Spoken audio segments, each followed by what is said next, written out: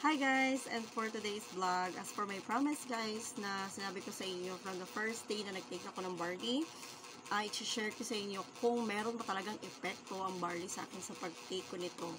Imagine, nag-start ako mag-take nito March 2023 and continuously daily as of today. So, dahilan kasi guys, naginom ako ng barley kasi meron akong problema sa sarili ko, like health issues, kasi nga food is life, may hilig akong kumain, desserts, matatamis, fatty foods, and so on.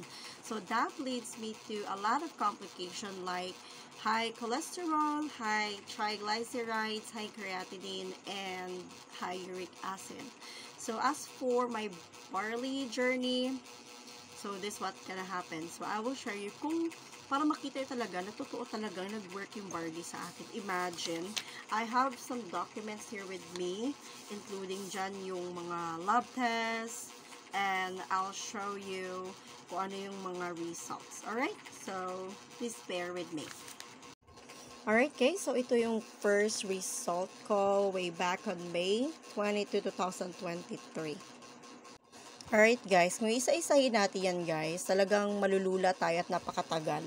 Alright guys, so ito yung summary ng aking medical. So from May 2023 up to October 2023. So yung difference naman, yun yung mga binaba, which is lahat guys bumaba.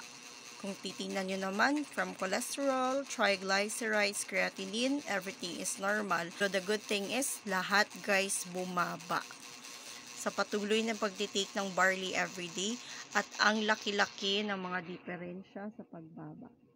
So, sa mga customer or sa mga tao na palaging nagtitake ng barley, I highly suggest na ipagpatuloy nyo lamang yan kasi sa patuloy na pagtitake ng barley, nakiklense talaga yung katawan.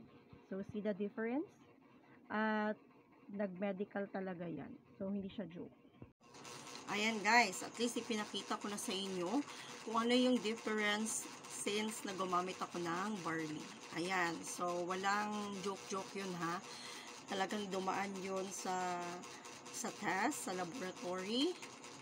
Nag-diet, nag-fasting at the same time gumamit ng amazing barley every day. Kaya sa mga nagsasabi, mahal daw. O, ayaw nila kasi mahal.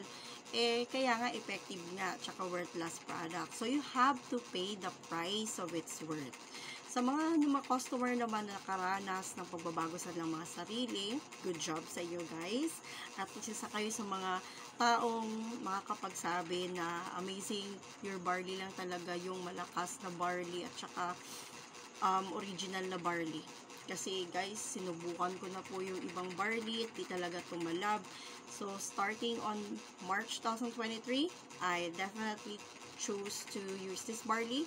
And I myself will tell that I am willing to take barley for my entire life. So, sa mga gustong umorder nito guys, contact nyo lang ako. Sa mga gusto naman mag-registered as a member for this barley, nothing to worry about kasi meron tayong system at pwede ko kayong tutulungan sa pag-membership. Alright, so for more inquiries, so don't hesitate, just call me, text me, or send me a message through my phone line na ilalagay ko dito sa video na to.